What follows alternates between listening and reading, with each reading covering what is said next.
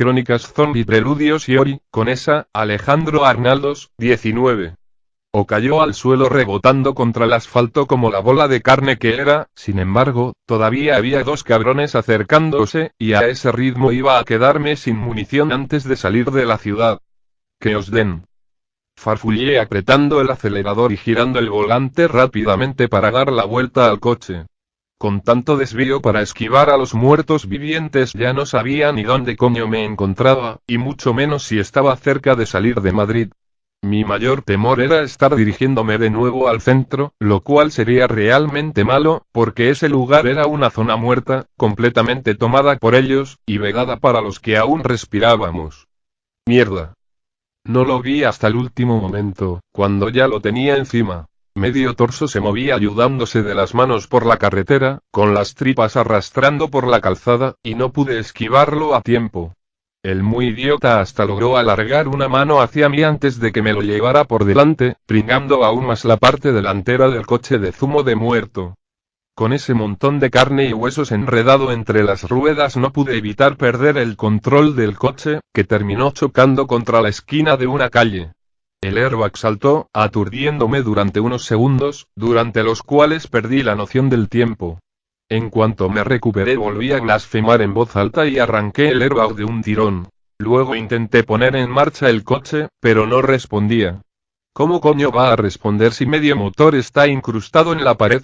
Pensé al ver con más detenimiento en qué estado había quedado el vehículo tras la colisión. El sonido de unas manos restregándose contra el cristal trasero me obligó a reaccionar deprisa. Abrí la puerta de una patada y salí de él con la pistola por delante. Junto a la ventanilla había una mujer de piel grisácea y pelo castaño y sucio dando golpes al cristal que, en cuanto me vio, giró su fea cara en mi dirección y comenzó a gruñir. «No toques mi coche, zorra», dije antes de volarle la cabeza de un disparo. Mientras aquella puta desparramaba sus sesos contra la ventanilla, 4 figuras tambaleantes más se acercaban entre la oscuridad de la noche hacia mí. ¿Es que esos cabrones eran infinitos? Cada vez que mataba a uno salían 2 más, como las cabezas de una hidra. Pensé en perder unos segundos en abrir el maletero y sacar la mercancía para llevarla conmigo, pero luego pensé que no haría falta, los putos muertos no iban a robarme, y en esa ciudad tampoco quedaba nadie vivo que pudiera hacerlo en su lugar. Encontraría un lugar donde esconderme de los muertos durante la noche y por la mañana, cuando tuviera mejor visibilidad y se hubieran dispersado, seguiría mi camino. No es que me hiciera mucha gracia pasar otra noche en Madrid, pero tampoco tenía más opciones en ese momento. Sin perder un segundo más empecé a correr, alejándome del coche y de los muertos vivientes que me perseguían. Había visto al fondo de la calle una valla que podía saltar para darles esquinazo. Aunque me había prometido no disparar más, ya que el ruido de las balas atraía la atención de esos seres del mismo modo que lo hacía cuando estaban vivos, no tuve más remedio que hacerlo para terminar de cargarme a un hijo de puta que apareció de repente entre 2 coches aparcados, arrastrándose y gruñendo como un borracho que se ha pasado de copas. Sin quererlo, ese disparo atrajo a todos los muertos vivientes de la calle, de modo que tuve que correr a toda prisa y lanzarme contra la valla, pistola en mano, y comenzar a trepar. «Hijos de puta», dije con un gruñido tras resbalarme después de apoyar el pie en uno de los huecos, que por algún motivo estaba húmedo. Cuando alcancé la cima de aquel cercado me sentí a salvo, estaba al menos una cabeza por encima de las cabezas de los muertos, que comenzaron a llegar uno a uno hasta el pie de la valla. Miré al interior y vi que me estaba metiendo en el patio de un edificio de 3 plantas cuya silueta podía intuir a por lo menos 50 metros de donde me encontraba, en una noche cerrada, sin farolas ni luces artificiales, la oscuridad era tan profunda que solo podía ver lo que tenía delante de mis narices. Como aquel patio estaba libre de muertos vivientes me dispuse a bajar y ver si encontraba algún lugar seguro donde pasar la noche allí dentro, pero al ir a apoyar el pie en el otro lado, la humedad de la valla volvió a hacerme resbalar y, por no caer sobre el grupillo de muertos que se estaba congregando en el lado de fuera, me fui de cabeza contra el suelo del interior. La vista se me nubló en cuanto recibí el doloroso impacto en la nuca y sentí como mi conciencia se desvanecía mientras los muertos vivientes se agachaban en el suelo y metían sus putrefactas manos entre la valla para intentar alcanzarme. Que os jodan fue lo último que pensé antes de que todo se volviera oscuridad. No era una buena persona, no fui una buena persona tampoco, la verdad es que no recordaba haber sido buena persona en ningún momento de mi vida. De hecho, se podía decir sin riesgo de equivocarse que era un cabrón.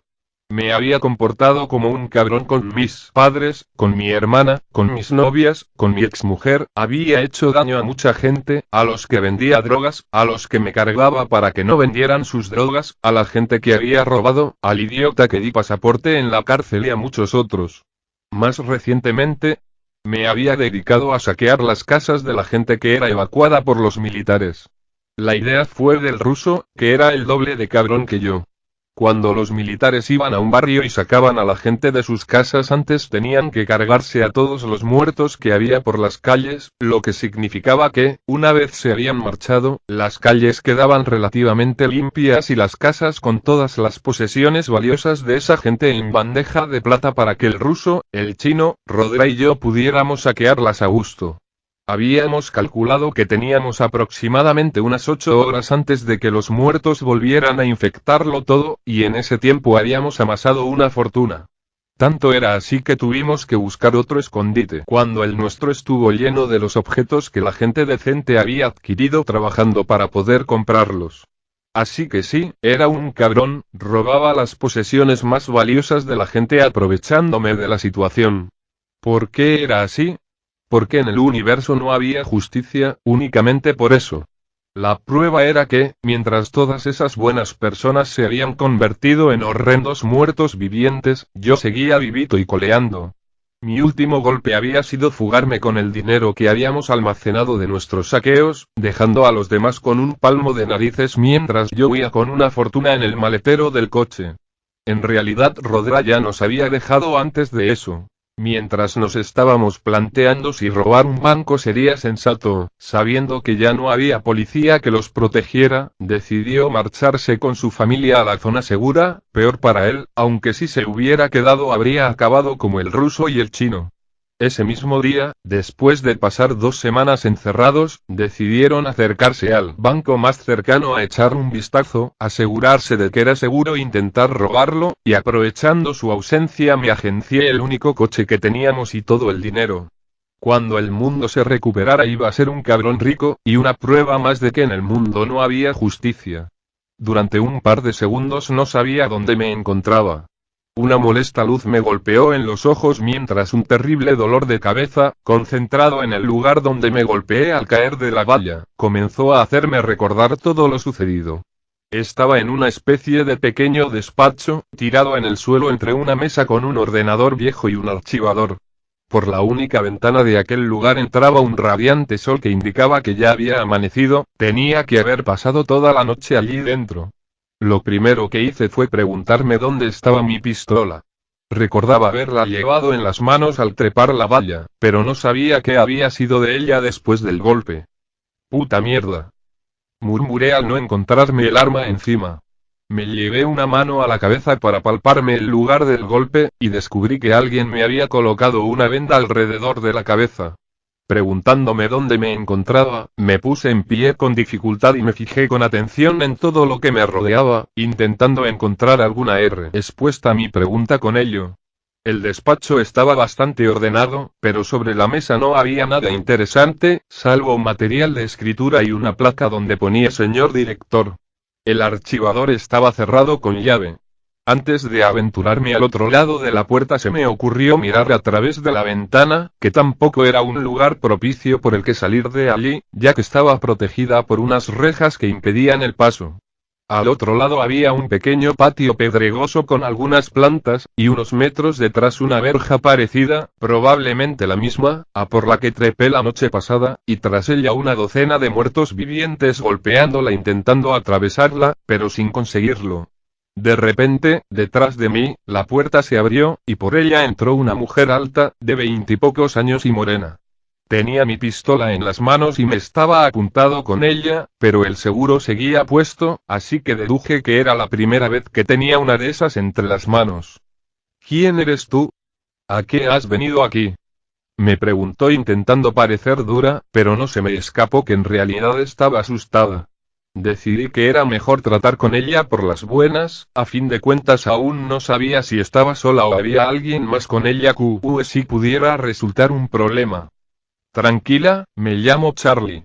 Y llegué aquí huyendo de los muertos, por cierto, ¿dónde estoy? Estás en el Colegio Virgen de Mirasierra, me respondió mirándome suspicaz y sin bajar el arma. Te vi, o más bien te oí llegar anoche, te diste un buen golpe. No parece grave, pero yo que tú no haría movimientos bruscos, las heridas en la cabeza son peligrosas. ¿De dónde vienes? No llevabas ni comida ni agua encima, solo esta pistola. Tuve que dejar mis cosas para escapar de los muertos vivientes. ¿Por qué no bajas esa pistola y me dices quién eres tú? Al fin y al cabo los vivos estamos en el mismo bando. Le dije sonriendo y en un tono amable. Tras pensarlo unos instantes, mientras me observaba como evaluando el peligro que podría llegar a ser, bajó un poco el arma. Sí, supongo que sí, me llamo Irene, soy profesora de educación infantil en este colegio. No tengo noticias del exterior desde hace días. ¿Qué está haciendo el gobierno para solucionar esto? No lo sé, ni siquiera sé si sigue habiendo un gobierno, respondí con completa sinceridad. ¿Estás sola aquí? Bueno, no del todo. Contestó ella apartando el arma del todo. En ese momento entró por la puerta una pequeña niña que no debía tener más de 5 o 6 años, vestida con un babi de guardería color azul claro. Señorita, quiero desayunar, le dijo a Irene. Al darse cuenta de que estaba allí, se agarró a los pantalones de su profesora y me miró un poco asustada. Está bien, cariño, ahora voy, ve con los demás. Respondió ella acariciándole la cabeza. La niña salió corriendo del despacho mientras yo todavía miraba anonadado lo que acababa de ver y de escuchar. ¿Había críos en ese colegio? Hay 4 más, confesó Irene un poco alcaída anticipándose a mi siguiente pregunta. Sus padres nunca volvieron a recogerlos cuando cerraron las escuelas y, no sé, ¿qué podía hacer? ¿No podía dejarlos solos? ¿No? Supongo que no, dije por mera cortesía, si de mí hubiera dependido les habrían dado mucho por culo, pero yo tampoco era un modelo de conducta precisamente. ¿Por qué no los sacó de aquí la policía, el ejército o quien fuera? Lo intenté, pero todo se desmadró muy rápido, me explicó Alcaída. No vino nadie, nos quedamos aquí sobreviviendo de la comida del comedor, y así hasta hoy. ¿De verdad que no sabes nada de lo que ocurre fuera? Sé que cada vez hay más muertos, respondí. No sé si el ejército está haciendo algo, pero si es así no están ni remotamente cerca de este lugar. En el comedor todavía tenemos un poco de comida, pero la mayoría se está pudriendo porque no hay refrigeración, dijo. Seguimos sin electricidad y sin teléfono, así que hasta que el gobierno no restablezca las comunicaciones no podemos hablar con nadie. Escribí un mensaje de ayuda en el tejado por si pasa algún helicóptero del ejército, para que sepa que hay gente viva aquí, pero hace mucho que no pasa nadie. Yo creo que podemos aguantar todavía una semana aquí por nuestros medios. Pues tendrás que ir pensando otras opciones, sea lo que pasa ahí fuera, no creo que se solucione en una semana, le dije rascándome la cabeza en el lugar donde me había golpeado. ¿Conoces la zona? ¿Sabes lo que tenemos alrededor? Llevo trabajando aquí algo más de 3 años, conozco bien la zona, sí, respondió ella un poco a la defensiva. Yo creo que racionando la comida un poco más se puede aguantar hasta 2 semanas, por aquí son todo casas residenciales, no hay otro lugar del que coger comida y agua. Puedes echar tú mismo un vistazo si quieres desde el tejado del colegio, yo ahora tengo que dar de desayunar a los niños, no hay agua corriente pero si tienes sed, dejó un botellín de agua mineral sobre la mesa antes de salir del despacho. Sonreí al mirar el botellín medio vacío, la pobre se había pensado que tenía previsto ayudarles. Si le había preguntado qué había alrededor del colegio era para no seguir moviéndome a ciegas, la noche anterior había descubierto que aquello era una pésima idea.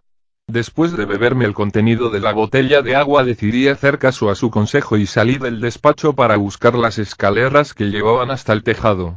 Por el camino me di cuenta de que ese no era un colegio normal y corriente, debía ser un colegio de esos de pago, donde los ricos y pijos llevan a sus hijos tan ricos y pijos como ellos, donde seguramente les darían educación bilingüe y demás chorradas.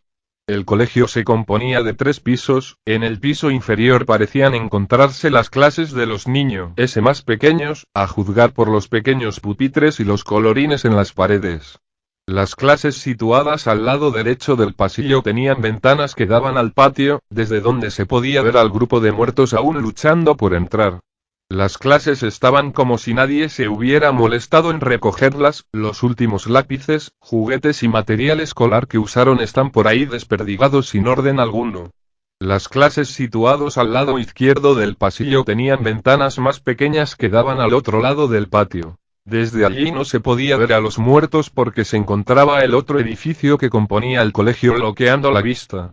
Las clases de ese lado tenían más o menos el mismo aspecto, pero en una de ellas había varias colchonetas en el suelo y un montón de abrigos en un rincón. Supuse que debía ser la clase que utilizaban para dormir. A diferencia de las demás, esa tenía pinta de estar siendo usada constantemente, ya que estaba llena de dibujos, que debía ser en lo que se entretenían los niños. Ya que estando 24 horas recluidos dentro del colegio tiene que ser aburrido. El contenido de los dibujos debía ser digno de un psicólogo infantil, aunque tal y como estaban las cosas, dibujar gente muerta era plasmar la realidad con bastante acierto. En el segundo piso se encontraban las aulas de los niños un poco más mayores, que utilizaban pupitres más grandes y estaban más ordenadas. No parecía que nadie las hubiera utilizado para nada en varios días. Además de tizas, borradores, un diagrama del sistema solar, un póster con las aves autóctonas de la zona, varias banderas de los países de la Unión Europea y todos los pupitres y sillas que pudiera querer, no había nada de interés en ellas para mí, de modo que seguí subiendo. La mayoría de las aulas de la tercera planta estaban cerradas, y como tampoco tenían el más mínimo interés, simplemente pasé de largo, buscando la forma de subir al tejado. Aquel lugar era enorme pero, tras pasar unos minutos perdido, acabé saliendo a una especie de terraza tan amplia como todo el edificio del colegio. En el suelo había, dibujado con enormes letras de pintura roja sobre las baldosas amarillentas, el mensaje que Irene había mencionado antes. Cualquiera que pasara volando por encima de aquel lugar podría leer vivos dentro sin ninguna dificultad. Desde ese tejado no se podían ver más que las casas que rodeaban el colegio, lo cual me supuso un fastidio. Esperaba estar lo bastante cerca del exterior de la ciudad como para que se pudiera ver desde allí, pero no era así, y eso solo significaba que aún tendría que recorrer un largo trayecto hasta escapar de esa ciudad infernal. Lo que sí pude localizar fue mi coche, estrellado contra una esquina a pocos metros de allí. Si el mundo todavía funcionara con normalidad habría formado un gran atasco, ya que tan y como había quedado bloqueaba por completo la carretera. La parte positiva era que solo tenía que volver a saltar la valla y sacar el dinero del maletero, abrir otro coche y buscar la salida de Madrid si quería marcharme. La parte negativa era que los muertos vivientes habían tomado las verjas del colegio. Y lo peor es que cada vez eran más, por lo visto, los que simplemente pasan por allí, al ver a los demás intentar atravesar la verja, se unieron a ellos pensando que hay algo que comer dentro, no sin razón. Sin embargo, las verjas eran fuertes, no cederían por el peso, y su incapacidad de trepar hacía que dentro estuviera a salvo por el momento, aunque atrapado con un montón de críos de mierda.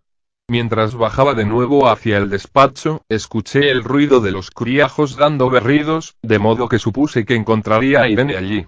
No me equivocaba, estaba sentada en una mesa del comedor, comiendo cereales en unos tazones. Mientras los 5 niños, 2 de los cuales eran niñas, se peleaban y jugaban entre ellos, Irene miraba al vacío con una radio al lado. ¿Y eso?, le pregunté al llegar a su lado, sacándola de su ensoñación. ¿La radio? Dirigió su mirada hacia ella. El director tenía una en su despacho, pero hace días que no se recibe ninguna emisora. La tengo aquí por si acaso dicen algo, pero aparte de algún mensaje de emergencia pregrabado nadie está emitiendo. Era tan triste verla aferrarse a la remota posibilidad de un rescate que hasta estaba comenzando a darme pena, y eso me cabreaba. ¿Has echado un vistazo ahí fuera? ¿Quién coño crees que va a venir a rescataros? No sé tú, pero yo me quedaría aquí esperando para ver cómo es morirse de hambre. Puedo ver perfectamente lo que ocurre fuera, gracias, respondió enfadada. Y si tú quieres pasear por unas calles llenas de muertos vivientes en dirección a ningún lugar, te deseo suerte. Por lo que a mí respecta, no veo ningún motivo para pensar que el gobierno, el ejército o un equipo de salvamento no terminarán llegando. Tras los muros de la escuela estamos seguros y tenemos un lugar donde puedan encontrarnos. Además, esos niños son responsabilidad mía ahora. Frunció el ceño fulminándome con la mirada. Me pareció que estaba empezando a caerle mal, cosa que solía pasarme a menudo, aunque normalmente solo después de intentar meterles mano o intentar comprar sus favores con dinero. De formación profesional. Los resucitados de la valla los has atraído tú al llegar anoche, pero se acabarán dispersando cuando otra cosa llame su atención. Entonces esperaré en el despacho a que se dispersen. Dije secamente marchándome de allí. No tenía ganas de recibir una reprimenda por cosas que no dependían de mí, y si aquella zorrita no se andaba con cuidado iba a tener problemas conmigo. El único motivo por el que la soportaba era porque no me resultaba molesta, pero como eso cambiara se iba a enterar de quién era el Charlie. Entré al despacho y me senté en la silla del director. Incliné el respaldo hacia atrás todo lo posible, ya que cuando estaba tumbado la cabeza me dolía menos, y cerré los ojos para descansar un poco. Todo iría bien, en unas horas los muertos se habrían dispersado y podría coger un coche. Saldría de la ciudad con un bastón en las manos y me refugiaría en la casa de campo de mi tía hasta que todo pasara. Luego, cuando el mundo recuperara el sentido, la policía tendría mejores cosas de qué ocuparse que de averiguar de dónde había salido todo mi dinero. Mientras seguía dormitando y pensando en mis cosas, alguien llamó tímidamente a la puerta. Volví a poner recto el respaldo, solo para adoptar una pose más respetable, y sentí un pinchazo en la parte trasera de la cabeza debido al rápido movimiento. Soy yo, dijo Irene entrando al despacho.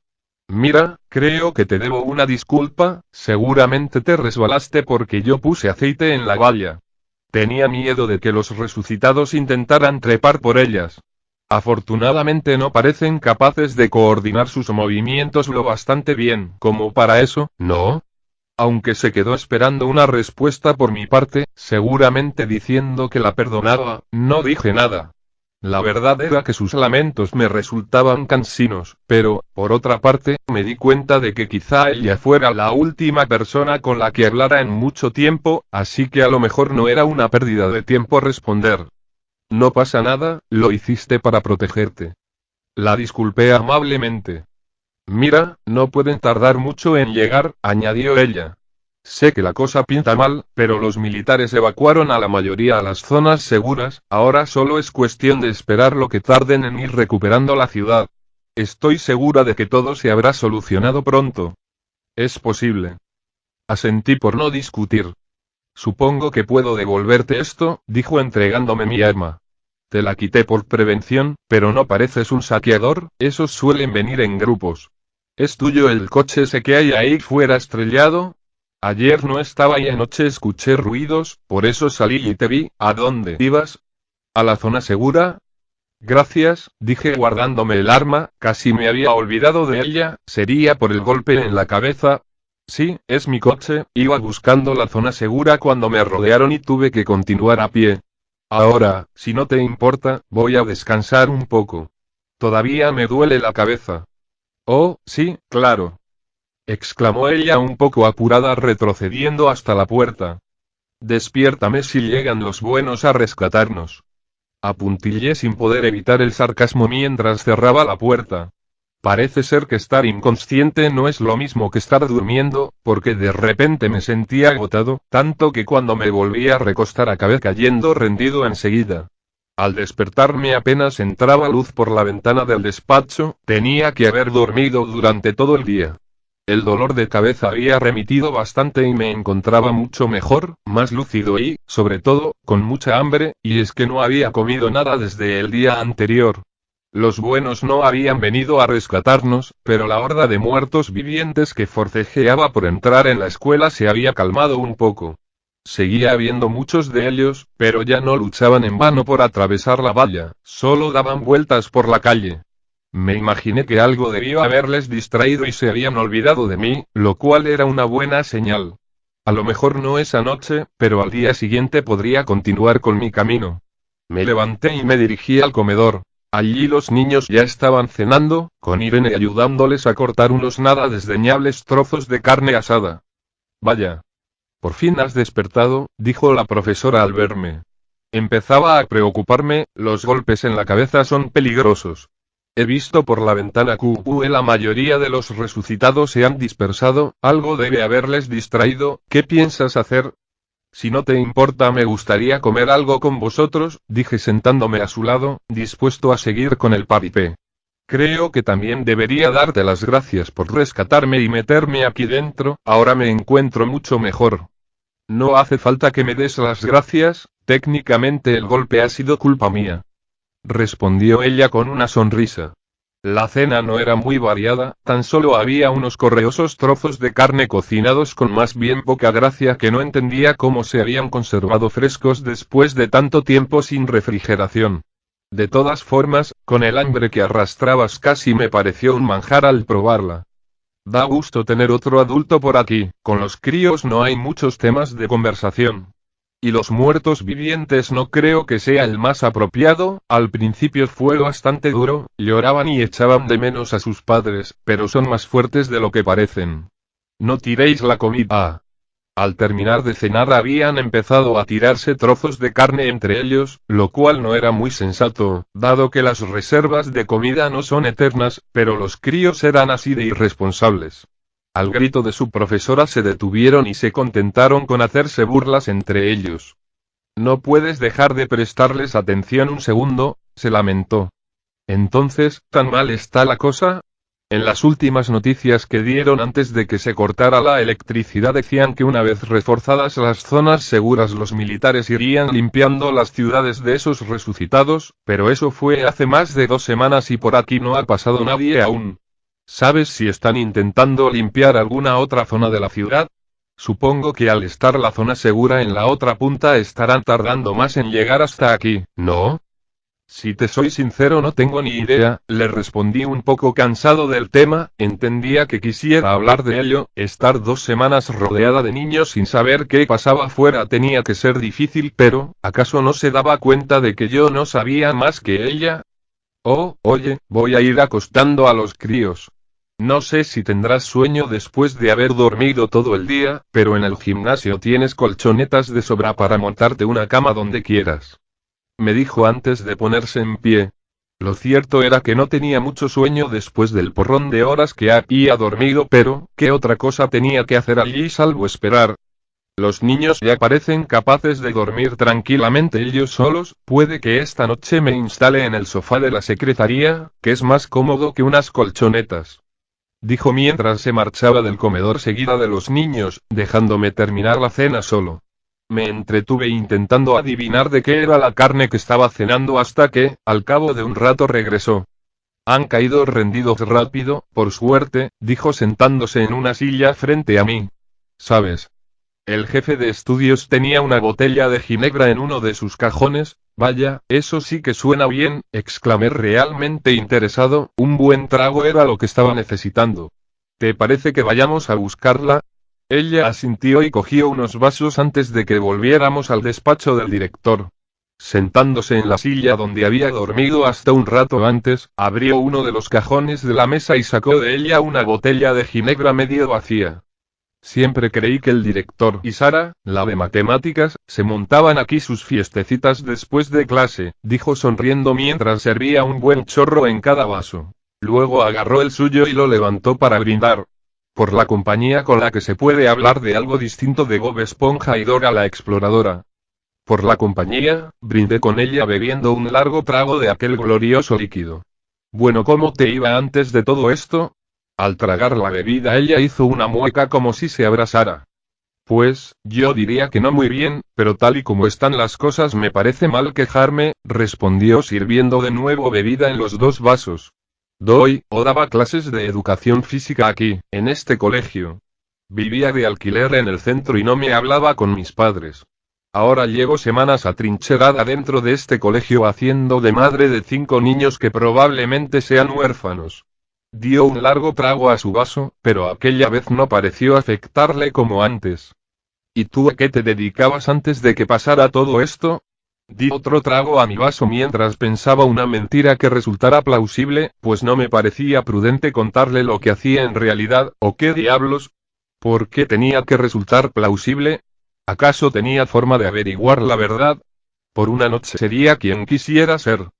Tenía una sociedad de inversión, era algo así como un tiburón de las finanzas, al menos hasta que empezó la crisis. Hace años que no sé nada de mi familia y nunca he tenido muchos amigos. Vaya vida, ¿eh? Sí, cuando parece que no se puede poner peor, invasión de muertos vivientes caníbales.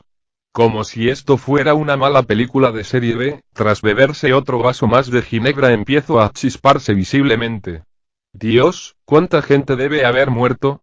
Oí que en China el propio gobierno bombardeó sus ciudades cuando se vieron completamente invadidos. Menos mal que el ejército no ha hecho esto aquí, si no estaríamos fritos. Pues sí, ¿qué crees que pasará ahora? Pregunté rellenándome el vaso, qué bien me estaba sentando la ginebra, tanto para dolor de cabeza como para levantar un poco el espíritu. ¿De verdad crees que todo se arreglará? Dio un profundo suspiro y otro trago al vaso antes de contestar. Espero que sí, se supone que los militares irán recuperando terreno desde la zona segura hasta limpiar toda la ciudad. Pero no sé, escuché que algunas zonas seguras habían caído, pero son militares, joder, seguro que saben lo que se hacen. Lo único que puedo hacer yo es esperar a que nos rescaten. Por suerte esos seres no pueden entrar aquí. Dirigió su mirada a la ventana del despacho, desde ella se podía ver un trozo de patio y los firmes barrotes de la valla del colegio. Al otro lado de ellos, algunos muertos se tambaleaban arrastrando sus cuerpos putrefactos de un lado a otro sin un rumbo fijo. Cuesta creer que hasta hace unos días eran personas normales haciendo su vida, y ahora, se quedó un rato pensativa, y finalmente volvió la vista hacia su vaso. Creo que ya he bebido suficiente por hoy, dijo dejando el recipiente sobre la mesa. Mañana a las 9 de la mañana empezarán a despertarse los críos, y seguir durmiendo es imposible con ellos armando jaleo. Muy bien, te acompaño, creo que voy. Crónicas Zombie Preludios y Ori, con esa, Alejandro Arnaldos, 20. A montarme una cama en el gimnasio. Dije levantándome de mi asiento con dificultad debido al alcohol. Ella también estaba un poco achispada, porque al ponerse en pie se le cayó el vaso al suelo. No llegó a romperse, pero tuvo que agacharse a recogerlo, y cuando lo hizo no desaproveché la oportunidad de mirarle el culo. Era un trasero pequeño, redondito, embutido en unos vaqueros que resultaba muy sexy, y la chica no debía tener ni 25 años, el mejor momento. ¿Estaría lo bastante borracha como para acostarse con un desconocido? ¿Importaba eso realmente? En las circunstancias en las que nos encontrábamos podría habérmela tirado contra su voluntad y nadie podría habérmelo impedido, después de todo tenía un arma, y hasta que el mundo se restaurara mi dinero no atraería a culitos como el suyo hasta mi puerta. Sin embargo, fue uno de los niños el que me cortó el rollo apareciendo de repente por la puerta del despacho. Señor, tengo pis, dijo la niña que había ido a buscarla por el desayuno al comienzo del día, pero con un aspecto más somnoliento. Oh Jessica, exclamó Irene agotada agarrando a la niña de la mano. Está bien, vamos. Dios, por favor, que se acabe esto de una vez. Con el rabo entre las piernas cogí la botella de ginebra y le di un profundo trago antes de taparla y dejarla sobre la mesa. Luego me fui del despacho y busqué el gimnasio. Allí había un montón de colchonetas con las que podía construirme una cama en condiciones para pasar la noche. Aunque no tenía mucho sueño, prefería intentar dormir para estar fresco durante la mañana al día siguiente, cuando intentaría salir de la ciudad de una vez por todas. Tras colocar unas colchonetas para dormir sobre ellas me tumbé, comprobando que no iba a ser la noche más cómoda de mi vida, ya que eran muy finas y estaban algo duras, pero eran mejor que dormir en el suelo o volver a dormir en la silla del director y terminar con una contractura de cuello además de la herida de la cabeza. Mientras intentaba quedarte dormido, pensando en lo que haría con mi pequeña fortuna una vez pudiera darle uso, vi que la puerta del gimnasio se abrió con cuidado, y por ella entró Irene, vestida tan solo con la camisa a modo de pijama y unos calcetines en los pies, con la botella de ginebra en las manos. Sus delgadas piernas y el imaginarme lo que habría debajo de esa camisa fueron suficientes para volver a espabilarme rápidamente. Cuando se acercó a mí percibí cierto nerviosismo en ella, pero también deseo en su mirada, no el deseo de las putas al ver el contenido de tu cartera cuando ésta está llena después de un buen golpe, sino del que sienta una mujer cuando te quiere por tu cuerpo. He pensado que, quizás, no te apetecería, bueno, pasar la noche solo. El efecto del alcohol también era notable en ella, pero parecía lo bastante lúcida como para saber lo que quería. Y yo que pensaba que te caía mal, dije mostrándome interesado en su oferta e invitándola a subirse a mi colchoneta. Cuando se sentó a mi lado, cruzando las piernas, pude ver sus braguitas debajo de la camisa, y comencé a notar que mis pantalones empezaban a apretarme. Así que profesora de gimnasia, ¿eh? Por su constitución tenía claro que no mentía con su profesión, como había hecho yo, se notaba que ese cuerpo estaba ejercitado. No quiero engañarte, dijo tendiéndome la botella, a la que di un profundo trago. No eres la pareja que escogería para esto en condiciones normales, pero, joder. Llevo casi un mes encerrada aquí dentro con un grupo de niños, necesito echar un polvo. Completamente de acuerdo, asentí acercándome a ella y poniendo una mano sobre su muslo. Nadie va a juzgarte por eso, eres una mujer adulta y tienes tus necesidades, como todos. Sacó del bolsillo de la camisa un preservativo y me lo lanzó. Lo siento, pero ya hay bastantes niños por aquí, exclamó, pero para compensarme comenzó a desabrocharse los botones de la camisa, hasta dejar sus pechos al descubierto. Di otro trago a la ginebra antes de comenzar a bajarme los pantalones y ponerme en faena, aquella prometía ser una noche memorable. Quizá pueda cambiar mis planes, pensaba mientras la ayudaba a desnudarse del todo, quizá pueda convencerla de que se venga conmigo, que pase de estos críos de mierda, podría acostumbrarme a esto. Era una locura, ninguna persona decente abandonaría a unos niños, y ella ya había demostrado serlo quedándose con ellos desde un principio. También cabía la opción de raptarla, pero eso le quitaría la gracia al asunto, tendría que hacerme a la idea de que aquello solo iba a durar esa noche. Me desperté aturdido, mareado, con resaca y, por alguna razón, amordazado, lo cual no tenía mucho sentido. Abrí los ojos y solo vi oscuridad a mi alrededor. Intenté moverme, pero estaba también atado de pies y manos. Seguía desnudo, tal y como me encontraba cuando me dormí, pero en lugar de hacerlo sobre las colchonetas del gimnasio, lo estaba sobre una tabla rígida que me pareció de madera. Había un olor muy raro en el ambiente, como metálico, y se escuchaban unos gorjeos de origen desconocido. Asustado, intenté soltarme por la fuerza, ya fuera rompiendo mis ligaduras o haciendo volcar la mesa, pero no conseguí ninguna de las dos cosas. Intenté gritar pidiendo ayuda, pero la mordaza no me dejaba emitir más que un ahogado sonido apenas audible a unos metros de distancia. Sin embargo, sentí algo moverse por los alrededores, lo que no hizo sino ponerme aún más nervioso. Una vela se encendió, iluminando muy tenuemente la cara de Irene, que se acercaba hacia mí con un gesto muy serio, casi de pena, que resultaba bastante tétrico a la luz de la vela. Tenía manchas en la cara, como salpicaduras. Aunque no podía distinguir color exacto, sí me di cuenta de que eran más oscuras que su piel. Lo que no pude ver hasta que dejó la vela en la misma mesa en la que me tenía atado era que esas mismas salpicaduras las tenía por todo el cuerpo, ya que estaba también completamente desnuda. No sabía qué estaba pasando, pero todo aquello empezaba a darme mucho mal rollo. Antes que nada quiero que sepas que yo no soy así, dijo en un tono tan lastimoso que parecía a punto de echarse a llorar. Yo era una persona normal, con unos padres a los que quería, aunque llevara tiempo sin hablar con ellos, un novio con el que esperaba tener una vida algún día, un trabajo que quizá no me encantara, pero me gustaba, y costumbres normales. Ir al gimnasio, al cine, tomar café con mis amigas, salir a bailar los fines de semana, ir de compras, no supe a qué venía eso, y como estaba amordazado tampoco pude preguntar. Volví a intentar soltarme, pero no había manera, estaba completamente atrapado, y ese maldito gorjeo que no cesaba me estaba sacando de quicio. Lo que quiero que entiendas es que no estoy loca, ¿vale? Si hago esto es solo y únicamente por necesidad, continuó. No me gusta hacerlo, no disfruto haciéndolo, eso demuestra no estoy loca, solo, no tengo otra opción, los muertos vivientes no me han dado otra opción. La culpa es suya, yo no creé esta situación, yo no quería esta situación.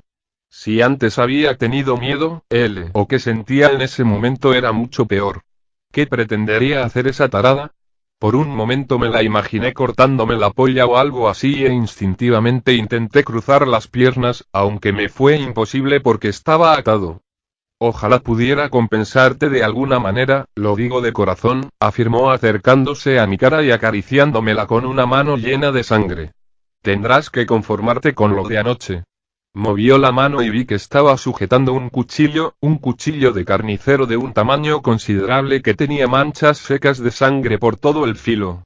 Supongo que no es difícil entender que mi reacción fuera chillar como una adolescente histérica al imaginar lo que iba a hacerme. Si hubieras venido unos días antes a lo mejor no tendría que hacerlo, pero el otro está agotado, dijo señalando a un lado, a una mesa como en la que yo estaba atado que no había podido ver hasta que mis ojos se hicieron a la oscuridad. En ella se encontraba el cuerpo de otra persona empapado en sangre. Le faltaban los brazos y las piernas, que habían sido cortados torpemente, y las heridas habían sido cauterizadas con fuego. La boca de ese pobre desgraciado era la que emitía el inquietante gorjeo, todavía estaba vivo, esa zorra loca le había mutilado salvajemente pero, pese a todo seguía con vida. De repente caí en la cuenta de que era la carne que había cenado la noche anterior, la misma carne que les había dado de cenar a los niños. Me imaginé que, a falta de refrigeración, la mejor forma de mantener la carne en condiciones era con el individuo vivo todo el tiempo posible. Viendo lo que me esperaba sentí un sudor frío caerme por la frente. No podía ser, no podía creer que me encontrara en esa situación, que todo fuera a acabar así. No podía creer que una loca desquiciada de 20 años quisiera descuartizarme y comerme, era de locos. Siento que tengas que pasar por esto, pero los niños necesitan comer. Dijo agarrando el cuchillo con la mano derecha y mi brazo con la izquierda.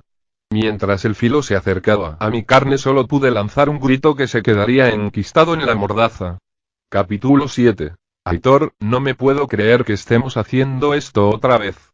Se lamentó Sebas cuando los edificios empezaron a bloquearnos la vista de las afueras de Madrid, indicando que, de nuevo, estábamos adentrándonos en esa ciudad maldita. Estaba un poco cansado porque la noche anterior me tocó montar guardia. El detalle de dejarnos dormir la noche entera cuando partimos la primera vez no podía repetirse. Éramos menos y Maite había insistido en hacer guardias dobles, ya que no sabíamos si por allí podía haber problemas. Además de eso, habíamos perdido un par de horas de la mañana entre los coches abandonados con los que nos cruzamos el día anterior, aunque no solo rellenamos el depósito del coche, sino que también habíamos encontrado algunas mantas extra, que con el frío que estaba haciendo los últimos días nunca venían mal. Si hubiéramos tenido más tiempo podríamos haber registrado más a fondo, porque estaba seguro que encontraríamos ropa utilizable entre las maletas que habían dejado en los coches, pero había reanimados por allí, y las medicinas eran más importantes. Esta vez lo haremos bien, intenté levantarle el ánimo desde el asiento del copiloto del coche de Agus, que iba sentado cómodamente en el asiento trasero, mirando el paisaje de calles, coches abandonados y reanimados putrefactos ocasionales con el que nos íbamos cruzando. Ya sabemos que no tenemos que subestimar a la cola que se está organizando detrás de nosotros. Por muy despacio que fuéramos y todos los sigilosos que intentáramos ser, era imposible evitar que algún muerto viviente se percatara de nuestra presencia y emprendiera la marcha en una lenta persecución que, si bien podía parecer inofensiva, se volvía más peligrosa cuando llegaba la hora de aparcar el coche y comenzaban a recortar distancia. Dios. Creo que tu novia tenía razón, exclamó Sebas cuando pasamos por delante del Hospital Ruber Internacional, el lugar donde él pretendía ir desde un principio. No es mi novia, sentí la tentación de decirle, pero la escena que se estaba desarrollando allí me impresionó tanto que me salieron las palabras. Desde luego Raquel tenía razón, hasta el impasible Agus tuvo que detenerse a mirar por la ventanilla. Toda la clínica estaba rodeada por un muro, pero en la entrada de las ambulancias tan solo había una valla metálica separando el interior del exterior. Delante de la valla habían colocado una barrera de sacos rodeados de espino, y junto a ella había un jeep del ejército abandonado. Al otro lado, en el interior del hospital, por lo menos 100 muertos vivientes daban vueltas como idiotas por la zona pavimentada que comunicaba la entrada con el hospital. La gran puta, murmuró Sebas parando el coche. ¿Crees que ese jeep funcionará? Pregunté pensando en que no nos vendría nada mal un vehículo extra, y más uno militar y todoterreno, por si teníamos que movernos fuera de carretera. No sé, respondió el guardia de seguridad, que seguía mirando embobado la masa de muertos, pero apartó la vista lo suficiente para mirarme alarmado. ¿O pretenderás? No le respondí, tan solo abrí la puerta del coche y salí fuera. El reanimado más cercano estaba todavía demasiado lejos para suponer un problema, así que corrí hasta el jeep y me subí a él. Uno de los muertos de la clínica se dio cuenta de que andaba por allí y se lanzó contra la valla con las fauces abiertas, metiendo las manos entre los huecos de la estructura metálica y lanzando gruñidos salvajes cargados de impotencia, ya que le era imposible siquiera acercarse a mí. No encontré las llaves del jeep, pero lo que sí me encontré fue el cadáver más horripilante que había visto desde que encontramos al hermano de Raquel parcialmente devorado por su propia hermana pequeña. Se trataba de un soldado, a juzgar por los jirones de ropa que aún conservaba, o más bien medio soldado, ya que de cintura para abajo había desaparecido completamente. Pero de cintura para arriba no estaba mejor, sus brazos eran solo huesos con algo de carne colgando, su rostro una calavera con un solo ojo y su pecho estaba abierto en canal, mostrando las costillas. No pude contener una mueca de asco cuando aquel ojo se movió para mirarme y su boca se abrió liberando un lastimoso gemido que quedó en nada, ya que su garganta estaba completamente desgarrada y sus cuerdas vocales debían haber acabado en el estómago de algún otro de sus congéneres. Chaval. Mejor que nos larguemos de aquí. Me llamó Sebas asomando la cabeza por la ventanilla del coche. Tenía razón, los muertos vivientes que todavía podían suponer algún peligro se estaban acercando, y en la valla ya tenía a 5 de ellos intentando atravesarla a empujones. Dije antes de desenfundar hoy el puñal y clavarlo en la cuenca del ojo desaparecido del soldado, acabando definitivamente con su vida. No sabía si de esos seres quedaba algo de lo que fueron estando vivos, pero por si así fuera no podía dejarlo así, en ese estado. Su fusil estaba tirado a un lado, lo recogí y le quité el cargador, estaba completamente descargado, el soldado había luchado hasta quedarse sin munición. Un estruendo que se escuchó junto a la valla del hospital que hizo levantar la vista alarmado. Los muertos vivientes haciendo presión ya eran más de 10, y la valla estaba empezando a ceder. De un salto bajé a la carretera y volví al coche. Sí, será mejor largarse ya, le dije a Sebas. Es mejor no ponerlos nerviosos. Un poco tarde para eso. Observó Aus. Con un crujido, la valla se desencajó, dejando salir a algunos de los muertos a la carretera. Esta vez lo haremos bien, por los cojones, maldije mentalmente. Que se jodan todos esos ricachones y famosetes, no van a cogernos, dijo Sebas arrancando el coche de nuevo. Vámonos de aquí. Aus, falta mucho para la farmacia. En realidad está un poco más adelante, respondió. Después del segundo cruce. ¿Qué? Exclamé espantado, esa horda iba a lograr salir en manada del hospital de un momento a otro, no podríamos parar en la farmacia si más de 100 muertos vivientes nos iban pisando los talones. Joder. Qué manera de cagarla así a lo tonto. Maite iba a cortarme el cuello, avanzamos todo lo rápido posible para intentar poner metros entre los muertos vivientes y nosotros, pero no iba a servir de nada. No habíamos llegado al primer cruce cuando la valla se vino abajo, y lo que había sido un goteo de reanimados saliendo de ella se transformó en una avalancha de carne muerta. Llegamos hasta la farmacia y nos bajamos del coche los tres con la marea de muertos a tan solo unos 50 metros. El establecimiento estaba cerrado, por supuesto, y cubierto por una reja. No me costaría mucho cargarme el candado de un balazo, pero ese no era el problema más acuciante. ¿Qué vamos a hacer?, preguntó Sebas. Si entramos nos quedaremos atrapados dentro hasta vete tú a saber cuándo, si es que no logran entrar, que teniendo en cuenta los que son es más que probable. Acaban de romper una valla más grande que estos cierrecitos. Me pasé una mano por la cabeza mientras intentaba pensar en algo. La única solución, porque ponerse a buscar otra farmacia estaba descartado, era avanzar con el coche, alejarlos de allí y dar un rodeo que los despistara para poder volver. Pero era una apuesta arriesgada. Dar rodeos por la ciudad perfectamente podía significar sumar más reanimados a la persecución, no obstante no teníamos otra. Volvamos al coche, daremos vueltas hasta perderlos y volveremos cuando esté despejado. Propuse finalmente. Sin embargo, Agus ya había pensado otra cosa. No hace falta que nos vayamos todos, objetó, volviendo la vista hacia la horda, que ya estaba a menos de 30 metros. Abridme esto y yo recogeré todo lo de la lista del doctor. Vosotros podéis coger el coche y despistarlos. ¿Estás seguro de eso? Preguntó Sebas no muy convencido. Si te ven entrar, los distraeremos, afirmé sumándome a aquella idea. No me parece mal, perderemos menos tiempo y, aunque no logremos quitárnoslos de encima, tampoco tendremos que parar, solo habrá que recoger a Agus y marcharnos. Está bien, vale, como queráis, accedió Sebas.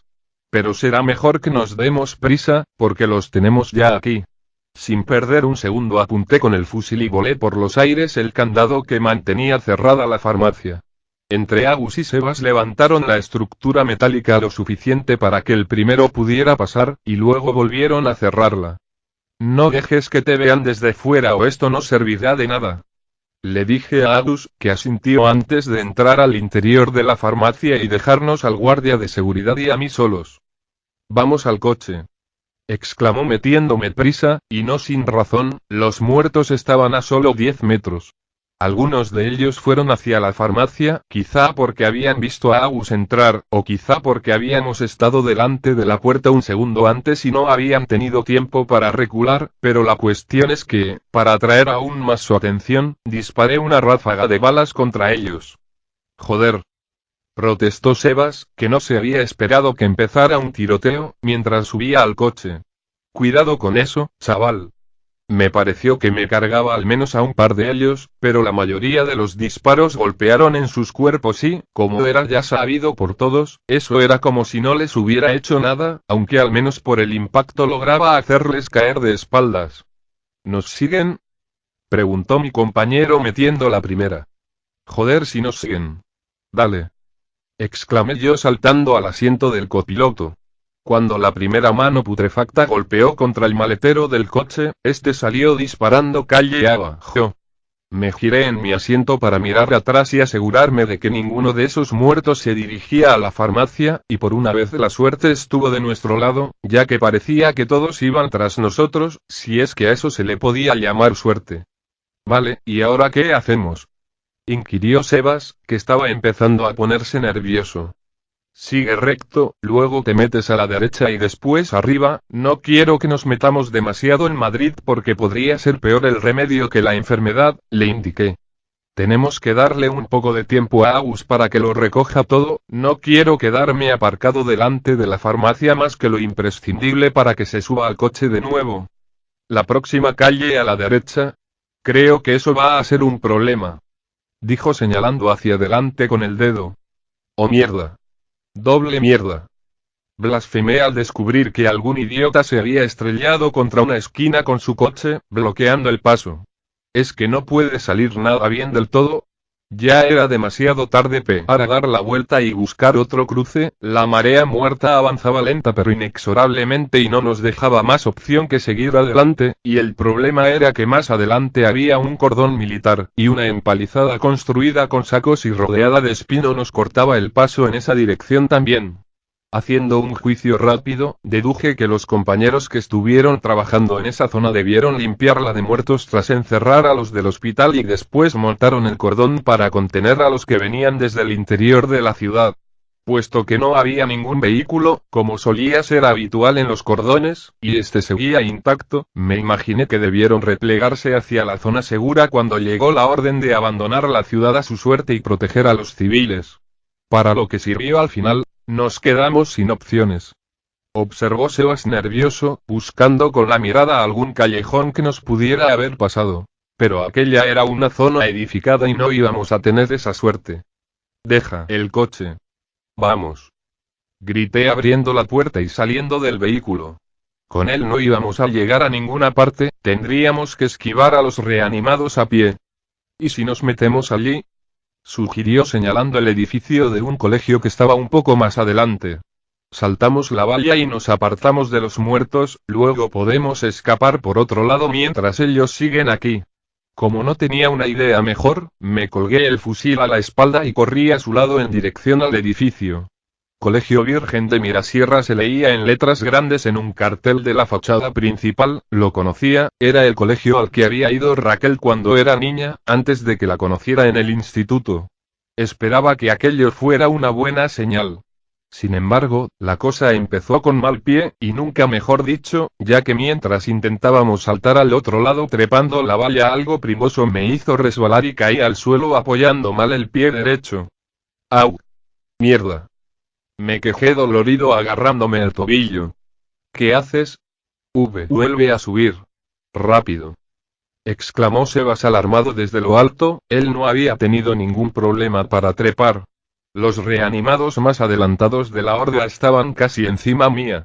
Me puse de pie con dificultad y retrocedí unos pasos para alejarme de ellos antes de comenzar a trepar de nuevo, aunque un muerto demasiado entusiasta logró agarrarme del pie y tuve que desembarazarme de él estampándole la bota en la cara. Sin embargo, no iba a tener una segunda oportunidad, porque los reanimados llegaron hasta la valla y empezaron a empujarla, quizá intentando echarnos abajo, quizá solo por instinto, una caída como la anterior y las consecuencias serían más graves que un pie dolorido. Esto cada vez se pone mejor.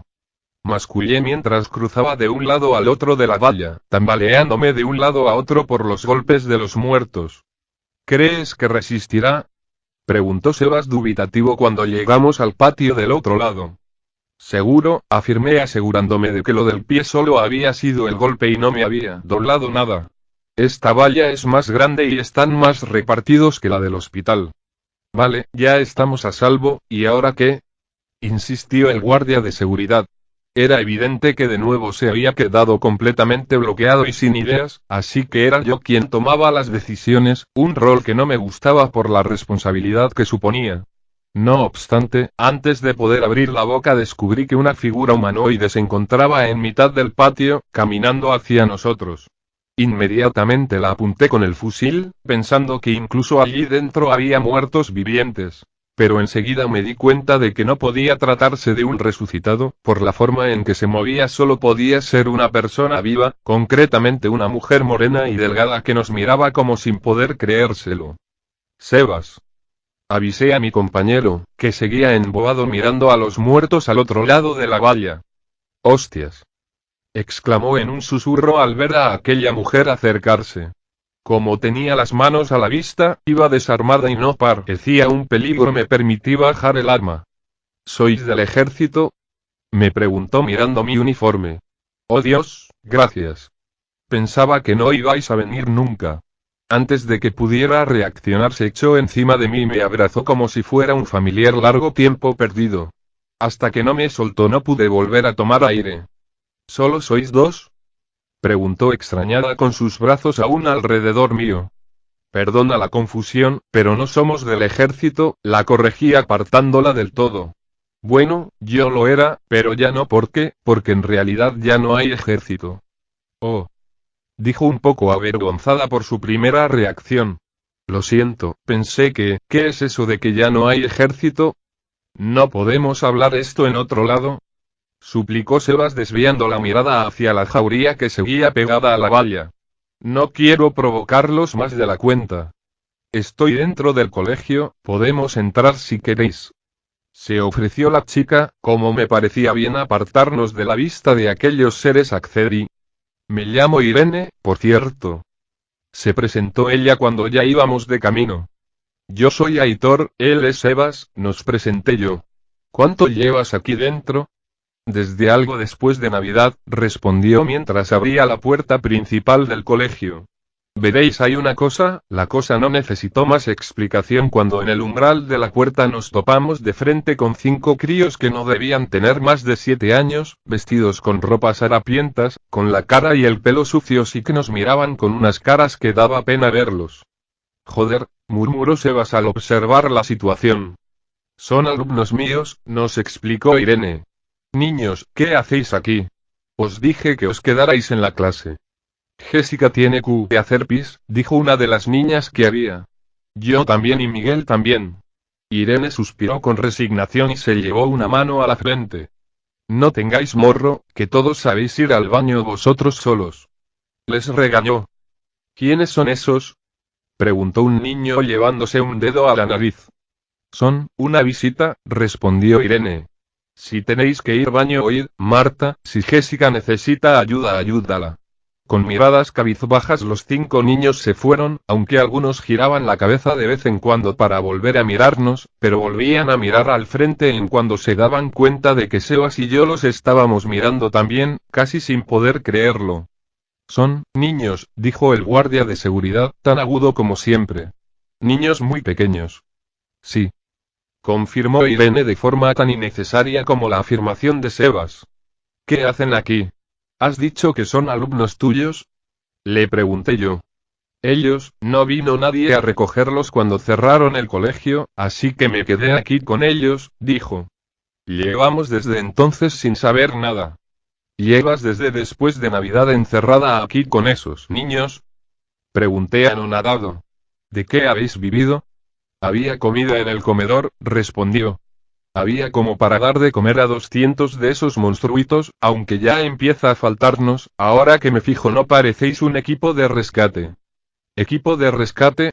Más bien no, dije confirmando sus sospechas. Yo era militar, pero como ya hemos dicho no hay ejército. ¿Qué quiere decir que no hay ejército? ¿Todavía no han salido de la zona segura? Nos interrogó. ¿A qué están esperando? Llevan más de un mes ahí encerrados. Sebas y yo nos miramos sabiendo lo difícil que iba a resultar contarle la verdad a esa pobre mujer, que todavía no se había enterado de la mitad de cosas que habían pasado. Será mejor que nos sentemos. Propuse. Estoy bien así, me paso todo el día sentada, no hay mucho que hacer aquí, respondió a la defensiva, empezando a ponerse nerviosa. ¿Qué es lo que pasa? Cuando digo que no hay ejército es que no hay ejército, le expliqué con pesar. La zona segura ha caído. ¿Qué significa eso de que ha caído? Inquirió confusa. Significa que ya no hay zona segura, dije sin poder mirarla a los ojos. Los muertos vivientes lograron entrar y acabaron con todos, los refugiados que había allí están muertos, las tropas destinadas a su protección, que en la práctica eran todas, fueron superadas y arrasadas, ya no hay ejército, ni policía, ni gobierno, ni instituciones, ni nada. Durante un par de segundos Irene nos miró con los ojos como platos. Por un momento pensé que le había dado un síncope o algo así, pero finalmente abrió la boca para hablar. Creo que necesito sentarme, admitió retrocediendo hasta chocar contra la pared y dejarse caer al suelo. ¿Me estás diciendo que no queda nadie que nos vaya a sacar de aquí? ¿Que todo el tiempo que hemos aguantado aquí dentro no ha servido para nada? ¿Que todo lo que he? ¿Cómo podéis saber eso? ¿Estabais en la zona segura? Hasta hoy mismo estábamos con un pequeño grupo acampados a las afueras, le expliqué. No supimos nada de todo esto hasta que llegó un hombre que había logrado escapar vivo de la zona segura y nos lo contó todo. Aguantar sí ha servido de algo, intervino Sebas. No queda mucha gente viva ya, vosotros tenéis la suerte de estarlo. ¿Suerte? Repitió ella mientras unas lágrimas comenzaban a formársele en los ojos. ¿Suerte para qué? Si todo ha caído, ¿qué nos queda? Luchar por salir adelante, exclamé. ¿De qué sirve rendirse? Para morir siempre hay tiempo. ¿Luchar? Con 5 niños detrás, masculló abrazándose las rodillas y agachando la cabeza, exactamente el mismo gesto que había hecho Raquel en la tienda de campaña el día anterior. ¿Qué habéis venido a hacer aquí? Si estabais fuera de la ciudad, ¿a qué habéis venido? En realidad somos 3, uno de los nuestros, el que escapó de la zona segura, está en la farmacia que hay más arriba, cogiendo unos medicamentos que necesitamos, le conté. Seguimos adelante mientras él estaba en la farmacia para apartar a los muertos vivientes de él. Crónicas Zombie Preludios y Ori, con esa, Alejandro Arnaldos, 21. Camino, pero nos quedamos bloqueados por el control militar y tuvimos que dejar el coche y saltar la valla para esquivarlos. Ya veo. ¿Os importa? ¿Podéis dejarme sola un momento? Solo un momento, por favor. Nos pidió visiblemente afectada. Le hice una señal a Sebas para apartarnos y dejarla asimilar toda la información que acababa de recibir. No era sencillo hacerse a la idea de que todo se había acabado, de que la sociedad que conocíamos se había disuelto en un mar de muertos vivientes. El día que llegó Agus y nos enteramos recordaba haber sentido incredulidad primero, y después miedo, mucho miedo, pues no tenía la más remota idea de qué hacer a continuación. Me parecía que, hasta que Maite decidió dar un paso adelante, nos habíamos quedado atascados en esa fase, en la del miedo, la de no saber qué hacer. A lo mejor deberíamos decirle que venga con nosotros, me dijo Sebas sin que ella, que se había arrastrado hasta un rincón al llorar, pudiera escucharnos. No tiene mucho sentido que se quede aquí. ¿Con 5 niños? Señalé con preocupación. ¿Cómo diablos vamos a hacernos cargo de 5 niños pequeños si vienen con nosotros? Pero dejarlos aquí es inhumano, insistió Sebas muy convencido. Si se les acaba la comida y el agua, ¿qué van a hacer? Imagínate que ella sale a buscar algo que comer y la cogen los muertos, esos críos morirían de inanición aquí dentro. Ya lo sé, joder. Exclamé frustrado, aquella era una de las típicas situaciones en la que había que tomar una decisión difícil y apechugar con ella, y me pareció que ninguno de los dos estaba preparado para algo así. ¿Por qué no hablamos con ella antes? A lo mejor ni siquiera quiere venir, dejar que la decisión fuera de otra persona era un verdadero alivio, así que Seba se aferró a esa opción asintiendo con la cabeza 3 veces seguidas.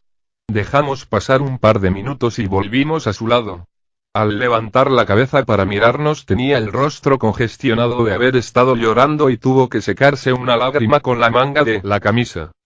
Hemos pensado que, si quieres, podríais venir con nosotros, le propuse. Tenemos comida, agua, y siempre será mejor que estar tú sola aquí ahora, bueno, ahora que sabes que va a ser por tiempo indefinido. Apartó la mirada durante unos segundos, mientras se lo pensaba, antes de volver a hablar. Supongo que no es mala idea, admitió al final. Pero, ¿y los niños? ¿Cómo vamos siquiera a sacarlos de aquí? Ese era un problema a tener en cuenta, porque con la valla rodeada de muertos vivientes la salida de aquel lugar se complicaba enormemente si había que estar pendientes de 5 críos, que a lo mejor ni eran capaces de trepar por ella.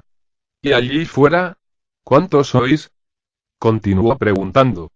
Somos, además de nosotros dos, Maite y Clara, Tony, Judith, Luis, Erika, Agus y tu novia, ¿no? Que no es mi novia ya.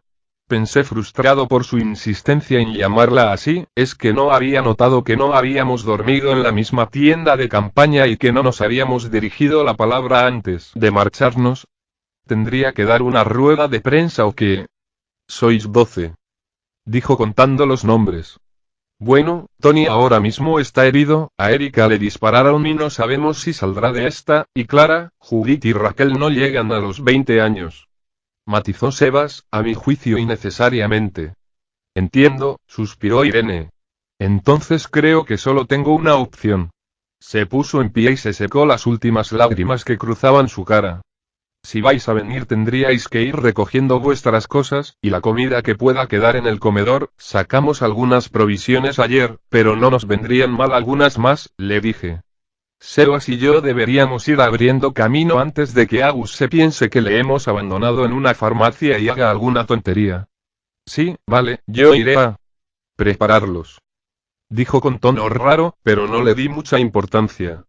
Vamos fuera, le propuse al guardia de seguridad. Creo que tengo una idea. Volvimos a salir al patio del colegio, donde el aire era más frío y los reanimados seguían tras la valla gruñendo y mordiendo intentando abrirse paso. ¿Cuál es esa idea? ¿Por qué el coche ahora mismo está rodeado de muertos? Observó Sebas señalando el coche, que se encontraba más o menos en mitad de la jauría de muertos vivientes. Es sencillo, la valla rodea todo el colegio, si salimos por el lado de la izquierda caeremos directamente en la calle cortada por el cordón militar, justo en el lado contrario al de los muertos, le expliqué.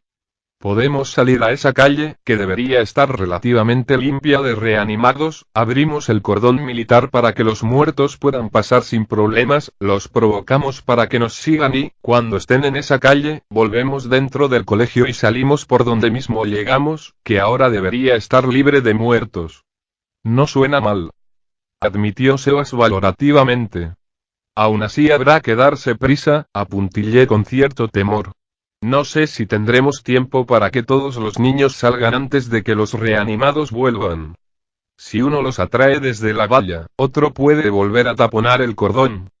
Propuso Sebas creyendo haber encontrado una solución al problema, sin embargo negué con la cabeza. Podemos apartar el espino y echar los sacos abajo, pero volver a montarlos antes de que se percaten de lo que estamos haciendo se me antoja imposible, le contesté. Habrá que confiar en que vayamos a tener tiempo. Más nos vale, si no habremos provocado una carnicería con esos niños. La calle perpendicular a la plagada por los muertos estaba más o menos despejada. Algunos reanimados se movían a lo lejos, pero ninguno suponía una amenaza a corto plazo. Como correspondía a cualquier lugar donde los militares hubieran estado disparando, había varios cadáveres dispersados por el suelo que, una vez libres de lo que sea que les hacía resucitar, se descomponían devorados por las moscas y los gusanos. No era una imagen bonita, pero después de ver lo que podían hacer cuando se movían, los prefería así, bien muertos y pudriéndose. Yo apartaré el espino, tú vigila por si se acerca alguno. Le indiqué a Sebas mientras me colgaba el fusil a la espalda para tener las dos manos libres. ¿Cómo vas a apartar el alambre de espino? Me preguntó desenfundando su pistola y manteniéndose en guardia. El cadáver de un hombre vestido con un traje negro y corbata a juego no era más que un esqueleto con un poco de pellejo seco alrededor, pero seguía enredado en el alambre del mismo modo en que lo estuvo antes de que lo remataran de un disparo en la cabeza. Sin pensarlo dos veces lo agarré de los brazos y fui tirando de él, arrastrando el espino a su vez hasta que logré una pequeña apertura, suficiente para que un par de muertos vivientes pudieran atravesarlo a la vez. Muy listo, ¿y ahora? Preguntó Sebas sin dejar de vigilar los alrededores. Un par de muertos andantes comenzaban a acercarse, o quizás solo caminaban en nuestra dirección por casualidad, pero todavía estaban muy lejos para ser preocupantes. Ahora los sacos, respondí. Ayúdame. No hizo falta demasiado, cuando apenas habíamos quitado 4 o 5 sacos de arena, varios reanimados de la horda nos vieron y comenzaron a caminar hacia nosotros. Ahí vienen, exclamó Sebas alarmado dejando caer el saco que estaba sujetando al suelo. Vámonos, los sacos que quedan no van a detenerles. Le dije tirando de él hacia atrás. Los muertos vivientes empujaron y los sacos empezaron a caer sin ninguna dificultad. Los que iban delante cayeron al suelo al tropezar con ellos, pero había más detrás para tomar la delantera. El espino les dio más problemas, ya que no parecía importarles lo más mínimo que estuviera allí, y varios terminaron enganchándose en él antes de que otros encontraran el pequeño hueco que les había dejado para cruzar. Resultaba desagradable ver cómo reaccionaban ante el alambre. Lo habitual en una persona era quedarse muy quieta para no clavárselo más y esperar a recibir ayuda, pero aquellos seres no sentían dolor, de modo que seguían dando tirones sin ningún pudor, desgarrando su propio cuerpo y dejando jirones de carne enganchados en las púas. Creo que ya nos han visto todos, volvamos dentro. Propuso Sebas retrocediendo hasta la valla del colegio. Le seguí y juntos cruzamos al otro lado. Los muertos, siguiendo nuestro plan, habían abandonado sus intentos de alcanzarnos por un lado del colegio para intentarlo desde otro y despejarnos el que necesitábamos. Había funcionado, por una vez algo había salido bien, y eso resultaba satisfactorio. Busquemos a Irene y los críos y larguémonos de aquí.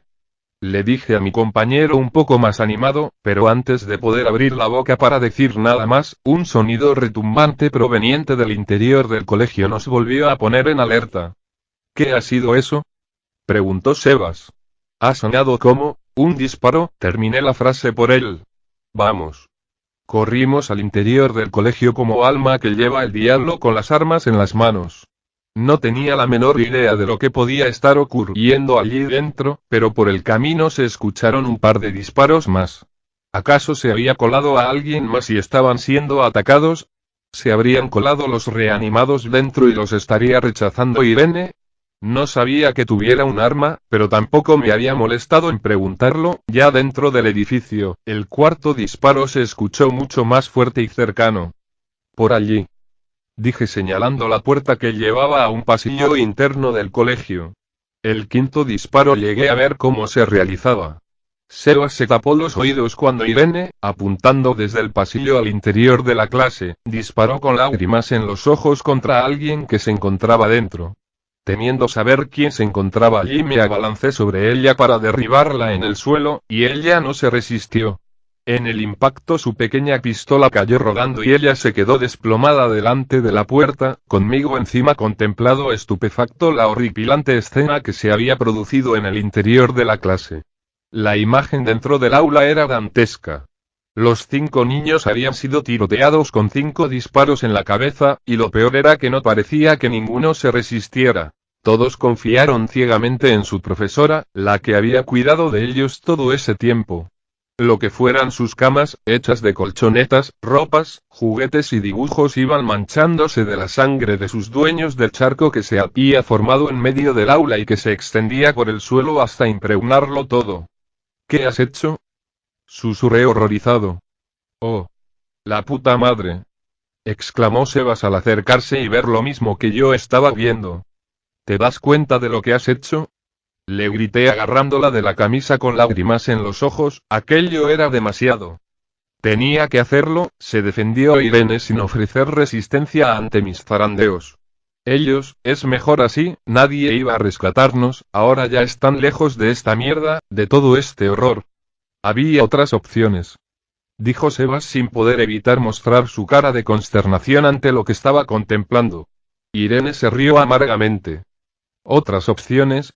¿Es que no habéis escuchado vuestras propias palabras? No hay zona segura. No hay militares. No hay nada. Solo muertos caníbales, ahora están lejos de todo esto, les ha ahorrado sufrimiento, están con sus padres, ahora descansan en paz. De un empujón me quitó de encima y, con la cara surcada de lágrimas, salió corriendo por la misma puerta por la que habíamos entrado nosotros. ¿Y ahora qué hacemos? Dijo Sebas repitiendo su pregunta favorita. ¿Qué hacemos con ella? Por la forma en la que había hablado estaba claro que creía haber hecho lo correcto, pero ver los 5 cuerpos muertos de unos niños allí tirados tras ser ejecutados sangre fría me hacía sentir ganas de ahogarla con mis propias manos. No sé, tío, no sé, esto me sobrepasa. Confesé derrumbándome en el suelo. Sebas recogió la pistola de Irene del suelo y sacó el cargador. Descargada, tal vez deberíamos irnos sin ella. Si nos vamos la estaríamos dejando morir. Repuse yo sin levantar la mirada del suelo, donde el charco de sangre de niño se iba haciendo más y más grande. ¿Acaso se merece otra cosa? Escupió Sebas empezando a cabrearse. Que se joda esa asesina. ¿Y entonces en qué somos mejores que ella? Le contradije. Esos niños eran un lastre que no podíamos permitirnos. Sé que es duro, sé que es terrible y antinatural pensar así, pero este mundo, los muertos se levantan, por Dios. ¿Qué tiene eso de natural? No sé si estoy de acuerdo con eso. Dudó él torciendo el gesto. 5 bocas más que alimentar, 5 críos a los que habría que vigilar constantemente, 5 Sebas, 5. Es una puta mierda, y me doy asco por estar diciendo esto, pero quizá no había otra solución.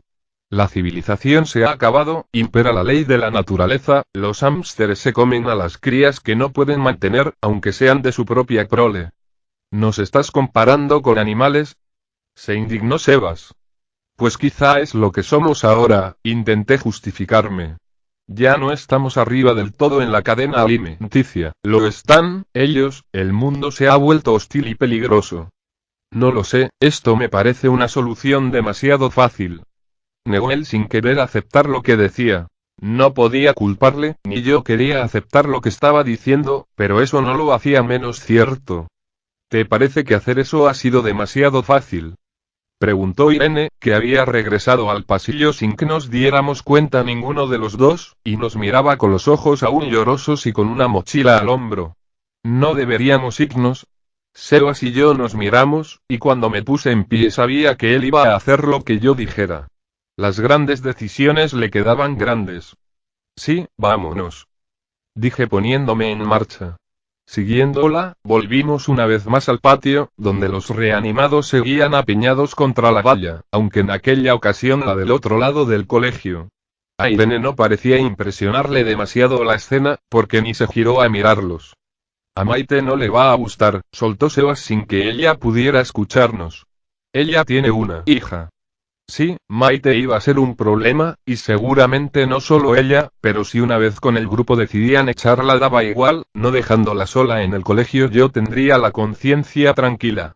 Saltamos la valla, subimos al coche y nos largamos, resumí el plan para tenerla informada una vez llegamos al final del patio. Los muertos empezarán a perseguirnos en cuanto se den cuenta de que es más fácil llegar hasta nosotros desandando sus pasos, así que será mejor si nos damos prisa, tampoco queremos llevar la horda hasta donde están los demás. Como no había dudas, comenzamos a trepar la valla en silencio, con el sonido de los gruñidos de los muertos como único ruido ambiental. Cuando llegamos al coche ya había un reanimado peleándose con el alambre de espino para volver. Como eran tantos, habían podido con él por saturación, cuando hubo muertos clavados por todo el espino dejó de ser un obstáculo de verdad, y estaban volviendo más rápido de lo esperado. Dale, que esos no se paran ni por los semáforos. Urgía Sebas para que pusiera en marcha el coche. Cuando empezamos a movernos ya había unos 10 muertos tras nosotros. El plan había servido para escapar del colegio, pero no íbamos a tener mucho tiempo para recoger a Agus, y luego habría que ver cómo evitar que esa horda nos siguiera hasta el lugar donde los demás nos esperaban. Oh vaya, sí que son muchos, dijo Irene mirando hacia atrás desde el asiento trasero del coche cuando ya estábamos al lado de la farmacia. Espero que Agus haya terminado, deseó Sebas deteniendo el coche frente a la puerta. Haya terminado o no tendremos que irnos, exclamé yo abriendo la puerta y saliendo fuera. El gruñido de los reanimados que nos perseguían se escuchaba como un ruido de fondo que no hacía más que aumentar de volumen conforme quienes lo emitían se iban acercando. Movido por esa urgencia fui con Sebas hacia la farmacia, levantamos de nuevo la verja metálica y entramos dentro. La farmacia, aunque con una capa de polvo por toda ella, permanecía perfectamente ordenada, tal y como la habían dejado antes de cerrarla, probablemente para siempre. Un mostrador separaba la zona donde atendían a los clientes del interior, donde guardaban los medicamentos, y donde esperaba que estuviera Agus. Agus. Le llamé. Tenemos que irnos. Deprisa. Sin embargo, Agus asomó la cabeza desde detrás del mostrador, y al vernos se puso en pie, revelando que tenía toda la manga derecha del jersey manchada de sangre. Había uno dentro, dijo con tranquilidad mostrándonos la palanca que se utilizaba para bajar y subir el toldo de la entrada del establecimiento, manchada de sangre también. Tenemos que irnos, repetí. ¿Lo tienes todo? Sí, afirmó mostrándome una bolsa llena hasta los topes de vendas, pastillas y cajas de medicamentos. ¿Por qué habéis tardado tanto? Ahora te lo explicaremos, dijo Sebas metiéndole prisa para que saliera. Cuando ya estuvimos fuera, Agus me entregó la bolsa de las medicinas. Da igual, llévala tú, le dije tras asegurarme de que los muertos seguían a una distancia prudencial de nosotros. Es que yo no voy, respondió él con tal indiferencia que me costó un segundo entender lo que había dicho. ¿Cómo que no vienes?, preguntó Sebas confundido. Como única respuesta, Agus se remangó la manga del jersey llena de sangre y nos mostró un profundo mordisco en el antebrazo. La sangre no le había salpicado por matar al reanimado, era producto del mordisco. Lo maté, pero fue más rápido que yo, confesó volviendo a cubrirse la herida. Tío, lo siento, fue lo único que alcanzó a decir Sebas. No tienes que quedarte, le dije. Puede que aún te quede un día o dos, ¿podrías?, negó con la cabeza con una tranquilidad pasmosa. Moriré aquí, en la ciudad donde murió mi familia, a manos de los que mataron a mi familia, miró hacia la horda, cada vez más cercana. Desde el coche, ajena a lo que sucedía, Irene nos hacía gestos para que nos diéramos prisa. Servirá para que esos dejen de perseguiros y no lleguen hasta los demás. ¿Estás seguro?, le pregunté sintiendo verdadera lástima por él. No era alguien con quien hubiera intimado demasiado en el grupo, pero era uno de los nuestros, y verle en esa situación era difícil. Es una muerte horrible. A lo mejor el dolor hace que vuelva a sentir algo antes del final, declaró con tal convicción que no quise discutir con él. Agarré las medicinas y, seguido por Sebas, corrí de vuelta al coche. ¿Qué hace vuestro amigo? ¿No viene? Preguntó Irene alarmada. No, respondí con un suspiro. Le mordieron, prefiere esto. ¿Qué? ¿Quién diablos puede preferir eso? Exclamó volviéndose para mirarle mientras nos alejábamos de allí. Con total tranquilidad, Agus caminó hasta el mismo centro de la calzada, y allí se plantó de cara a los muertos, a esperar a que le alcanzaran. No tuvo que esperar demasiado, y cuando llegaron hasta él no hizo el más mínimo intento de escapar. La jauría cayó sobre él, cubriéndole por completo. ¡Oh Dios! Gimió Irene cubriéndose la boca con la mano. Lo ha hecho, no sabía si es que ya estábamos demasiado lejos para eso, o que sencillamente Agus estaba demasiado machacado mentalmente como para hacerlo, pero no se le escuchó gritar mientras aquellos seres acababan con su vida. Quizá su último deseo no se había cumplido y ni el dolor le había hecho volver a sentir algo. Ese hombre había perdido a su mujer y a sus hijos en la zona segura. ¿Cómo se recuperaba uno de algo así? El miedo que sentí por la posibilidad de perder a Raquel mientras atravesaba media ciudad en su busca no tenía que ser ni la mitad del dolor que Agus debía llevar sintiendo desde que llegó de la zona segura. Y aún así, perdí a Raquel, me recordé amargamente. Descansa en paz, amigo, dijo Sebas levantando la mirada hacia el espejo retrovisor. Hemos perdido a demasiados, me lamenté apartando la mirada de la tremenda manada que, afortunadamente, se encontraba demasiado ocupada devorando los restos de Agus como para seguir persiguiéndonos. Oscar, Félix, Silvio, Cristian, ahora él. Parece que los hombres de ese grupo vuestro tienen una maldición, observó Irene, quizá no sin acierto, aunque si no teníamos en la bolsa lo que necesitábamos, Erika podía romper la maldición en cualquier momento. Capítulo 8. Maite, vamos, concéntrate, me dije a mí misma sintiendo como las manos me sudaban al agarrar el hacha de Erika. Aquel ser me miraba con unos ojos vacíos hundidos en sus cuencas mientras estiraba torpemente sus manos hacia mí. Su boca se abrió, mostrando 2 hileras de dientes amarillentos y sucios, y comenzando a mascullar los gruñidos y gemidos que componían todo el vocabulario de aquellas criaturas. Ten cuidado, me advirtió Tony desde la furgoneta. No creo que pueda ayudarte. Tengo que hacerlo sola. Le dije con convicción, tenía que aprender a matar a aquellos seres, a plantarles cara, con precaución pero sin miedo. Cuando estuvo a la distancia adecuada, lo que sucedió más rápido de lo que me esperaba, descargué un hachazo contra su cabeza. Mis brazos temblaron cuando alcancé al resucitado en la coronilla y sentía como su cráneo se quebraba, una asquerosa sensación que me daba casi más ganas de vomitar que contemplar su rostro putrefacto y sanguinolento, pero no murió. Mierda, pensé al ver que, pese a tener el filo del hacha clavada en la cabeza, aquella criatura infernal seguía moviéndose. Agarrando el mango del hacha podía mantenerlo a distancia, pero en cuanto tiré para arriba y se la desincrusté para intentar un segundo golpe, el ser se abalanzó sobre mí y me derribó en el suelo. Me cago en la puta, exclamó Tony alarmado, poniéndose en pie con dificultades debido a su pierna herida. Interpuse mi brazo entre la boca del muerto y mi cuello. El mordisco fue doloroso, pero no mortal. La chaqueta que llevaba puesta era lo bastante gruesa para que ningún diente medio podrido pudiera atravesarla. Aguanta, gritó Raquel acercándose con una de las armas de los militares muertos en las manos. Espera. La detuve haciéndole un gesto con la mano que tenía libre. Agarré a la criatura del brazo y giré sobre mí misma para intercambiar posiciones y quedar yo sobre ella. No me fue difícil conseguirlo, los resucitados tenían mucha fuerza a la hora de atacar, pero no ofrecían ninguna resistencia en otros aspectos. Mientras me mordisqueara el brazo le daba igual estar arriba o abajo. Una vez encima, me libré del mordisco de un tirón y recuperé el hacha, que había caído al suelo cuando el muerto me tiró al suelo. Poniéndome en pie, le retuve en el suelo pisándole el pecho mientras me preparaba para lanzar el corte que esperaba fuera mortal de una vez por todas. El resucitado no dejaba de gruñir y lanzar dentelladas al aire al tiempo que sus putrefactas manos me arañaban el pantalón. El impacto entró por su frente, rompiendo carne, hueso y cerebro. Sus brazos cayeron al suelo, inertes, y todo rastro de vida desapareció de su cuerpo inmediatamente. Suspiré aliviada mientras a un par de metros Raquel todavía apuntaba asustada al cadáver con el arma.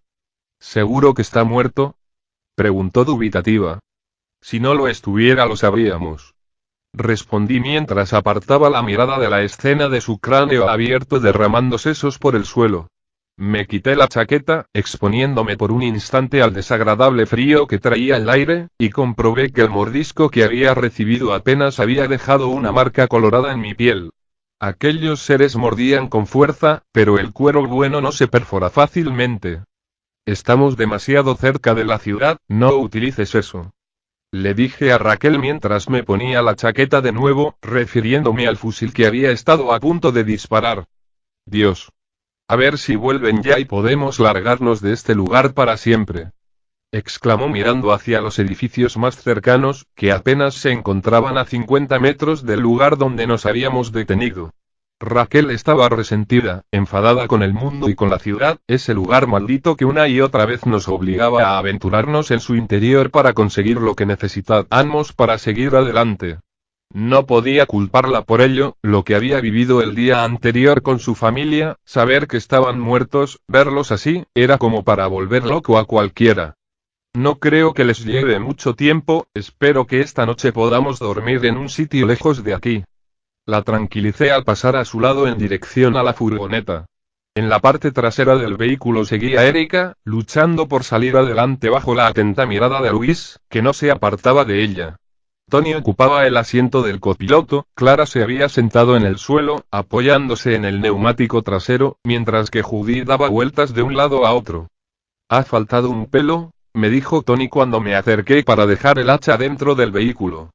«La próxima vez lo haré mejor», respondí con optimismo. «El problema es que el hacha pesa mucho, lo habría conseguido a la primera con algo más ligero, como un machete o una espada». «Cuanto más peso, más impacto», afirmó él categóricamente.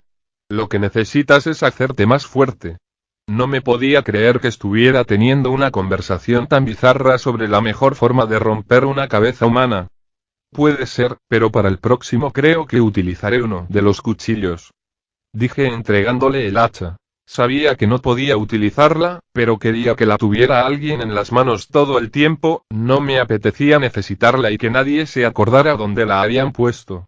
Recuperé el rifle de Félix, que en realidad perteneció a Oscar, pero que ya podía decir que era mío, visto el destino que habían sufrido sus dos últimos dueños. Como los alrededores estaban despejados de muertos vivientes, decidí acercarme a Clara para ver cómo se encontraba. Con tantas cosas que hacer, las vigilancias y el organizarlo todo, no había tenido oportunidad de hablar con ella desde el día anterior, y habían pasado demasiadas cosas desde entonces. ¿Has comido algo?, le pregunté sentándome a su lado. Asintió con desgana mirando hacia el horizonte, pero a nada en particular. Cuando los demás vuelvan nos iremos de aquí, le expliqué. Buscaremos un lugar lejos de la ciudad donde no haya resucitados, allí estaremos bien, ya verás. A lo mejor hay gente mala allí, replicó ella girando la cabeza para mirarme con una mezcla de inquietud y miedo. Como los soldados de ayer. Le pasé una mano por encima de los hombros para tranquilizarla, era normal que tuviera miedo después de todo por lo que habíamos pasado. Eso no volverá a pasar, le prometí. Ya no dejaremos a la gente mala acercarse a nosotros. ¿Y si los demás no vuelven?, preguntó. Oscar no volvió, y Raquel volvió, pero está triste. No sabía si era tristeza lo que sentía, pero en ese instante Raquel estaba en cuclillas delante del muerto viviente que acababa de matar, rebuscando entre los bolsillos de su ajada ropa buscando vete tú a saber qué. Volverán, ya lo verás, afirmé. Vendrán con medicinas para que Erika y Tony se pongan buenos. No dijo nada, se quedó mirando a Raquel en el suelo, registrando el cadáver, sin decir nada durante un minuto, armándose de valor para hacer la siguiente pregunta. ¿Por qué no le hiciste un entierro a papá?, dijo de repente. ¿Qué? Respondí cuando la pregunta me cogió completamente desprevenida. Ayer, cuando los enterramos a todos, ¿por qué no le hicimos una tumba a papá?, repitió con dificultad, mirándome con esos ojos claros, idénticos a los míos, acusadoramente. Hiciste una tumba para todos pero no para papá. No hicimos tumbas para todos, cariño, le contesté. Todos los que estamos aquí perdimos a gente. Raquel perdió a sus papás y a sus hermanos, Erika a su mamá, Agus a sus hijos, no podíamos hacer un entierro por todo el mundo, habrían sido demasiadas tumbas. Oh. Dijo un poco triste volviendo a mirar al horizonte.